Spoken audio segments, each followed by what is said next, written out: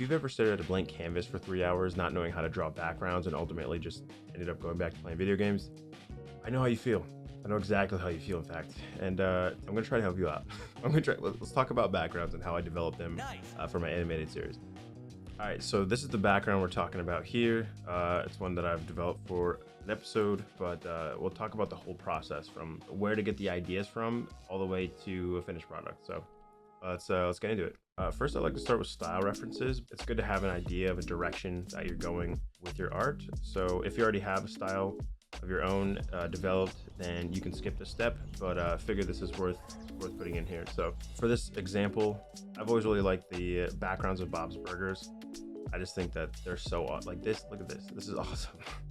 I just love this. Yeah, I love the wobbly lines. Like, look at this wobbly line. Look at these wobbly lines. This shot right here is so awesome to me. So this was kind of the style guide I went with. Maybe not necessarily the character styles, but anyways. So good place to start once your kind of style is developed. It's good to get references of either a scene or an object or a character that you are trying to develop. It helps a lot, helps a ton actually. So yeah, I gathered some external references for this shot. This one may look a bit familiar. I referenced this one pretty closely. Pretty much for these, I just went on Google Street View and scrolled around. And a lot of the references I ended up not really putting in here were, yeah, from like Google Street View. So good to have references. Next up, perspective. This is one I had to learn the hard way. You'll see why. We'll get there. But I drew this when I first got my my drawing pad, and as you can see, I had no idea how to draw perspective. I didn't even think about it. It wasn't even in my mind. But I learned pretty quick. So I ended up making these little star designs on Adobe Illustrator. So that way I can import 2 of them and put them together to create perspective grids like this. And then from here you can sketch on top of it. But very necessary step, especially for me. You'll see later on when we get into the internal shots, because it was rough. It was rough. When you see the before and after using perspective lines, you'll understand why it's so important. All right, so that's what I did. Put the perspective lines and did my sketch kind of over top of it. And that's what I came up with. Just a pretty crappy little sketch. The sketch is really just the design process. Like what do you want in the image? It doesn't need to be great, just good enough to be able to trace over it later for the line art step. So this is the first drawing I ended up with, and I didn't really like it. The lines were too straight. It was like a little too perfect. These bushes, what are these bushes? I mean, the bushes never ended up great, but I mean, I don't know. It was not like the kind of like fun, drawy, artistic style that you would see in, for example, Bob's Burgers.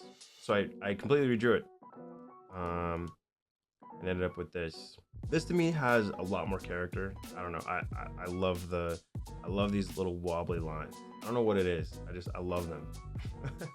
I don't know. It just looks fun, cartoony. I enjoy it. And then here's that same image with some color and a little bit extra detail. Here's some kind of comparisons to the reference. This bush is just this bush, just a little more closer to the reference. You know, kind of the fun lines. It's not great. Still very much in my own style, which is definitely still developing, that's for sure. But yeah, that's the external shot. That's the process. So now we'll talk about the internal shots and kind of where everything went very wrong. All right, let's get into the next step, which is the internal references. So this shot you might recognize, I followed pretty closely down to the printer. I even put a printer in my home. I just realized that.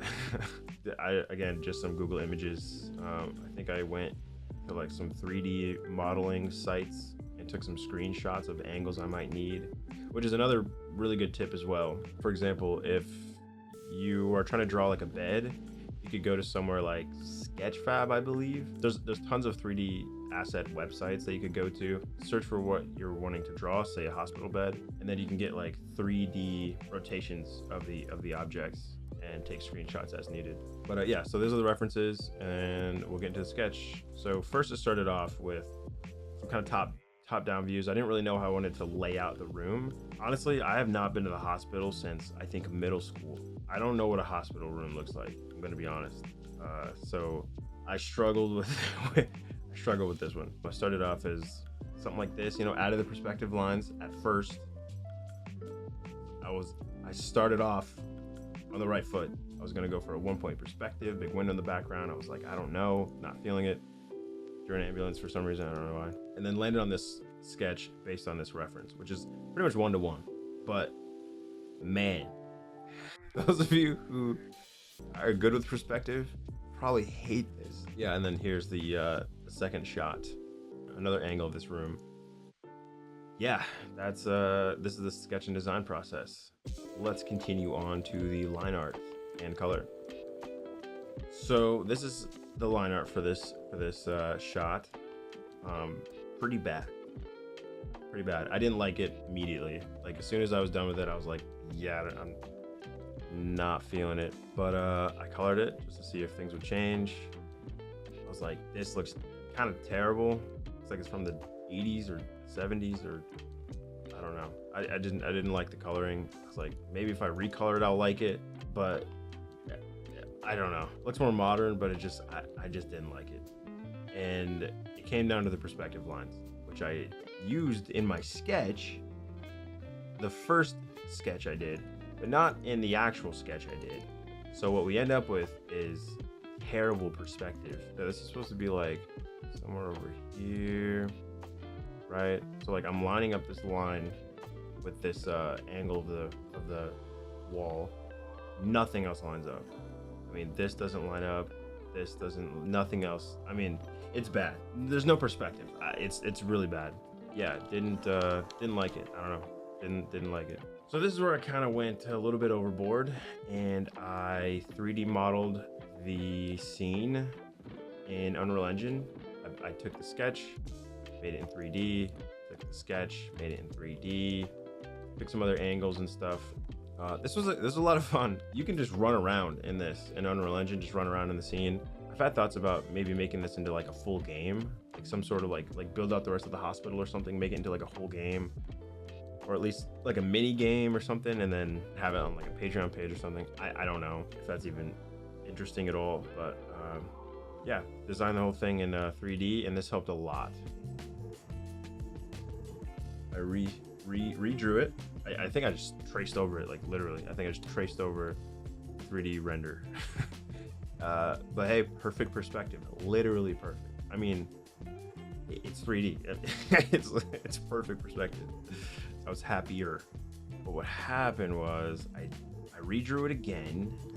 So I drew this scene 3 times.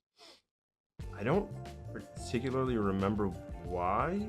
I think I drew this in Adobe Illustrator and just did not like coloring in Adobe Illustrator. So then I ended up redrawing it in Adobe Fresco, I believe. This is a while back, so I don't remember like specifics, but yeah. So I drew this 3 times and colored it. Turned out like this. Turned out better. Definitely good perspective, that's for sure. The kind of back shot, pause. I live streamed the drawing of it too. Maybe I'll do some live streams on the Oopsie Animation channel. I think that could be fun. So yeah, and then here's the comparison between the old version and the new version. Yeah, this wasted a lot of time. This was very time consuming, but I mean, I enjoy drawing, so it was fun and it was worth it. So that's the process. That's it, start to finish. I learned a lot during this process. I struggled a lot with like knowing what softwares to draw in, figuring out my style and all types of stuff. So it was nice to kind of finish this off and figure some stuff out. So yeah, just as a quick little recap, develop your style, take inspiration from artists and shows or whatever, but ultimately just kind of develop your own style. You know what I mean? Your own thing. Once you have that, I would gather references. Definitely makes you a lot more confident going into it, knowing kind of what you're shooting for. So references are huge. Perspective lines. Don't draw this. Please don't do this. This is create a little sketch. Go over the sketch with some cleaner line work and color, and then of course references, sketch, yeah, line art and color. Go ahead and gray box every single thing that you draw if you need to. I mean, honestly, this was a huge step for me. It not only was just fun to do if you know a little bit about 3D to make kind of basic shapes, but it helped me kind of understand more about perspective. Helps a lot. Yeah, trace over it, honestly. And then yeah, redraw everything several times for absolutely no reason. Very necessary step, of course. Compare your new and old. Wonder why you spend so much time wasting so much time in the first place. That's always a good step. And then you have a final product and something you can kind of kick back and be proud of. That's it. I don't think I have anything else. Hope you found this video useful. If you have any other suggestions on what type of videos you would like to see, let me know in the comments, and I'll see you next time.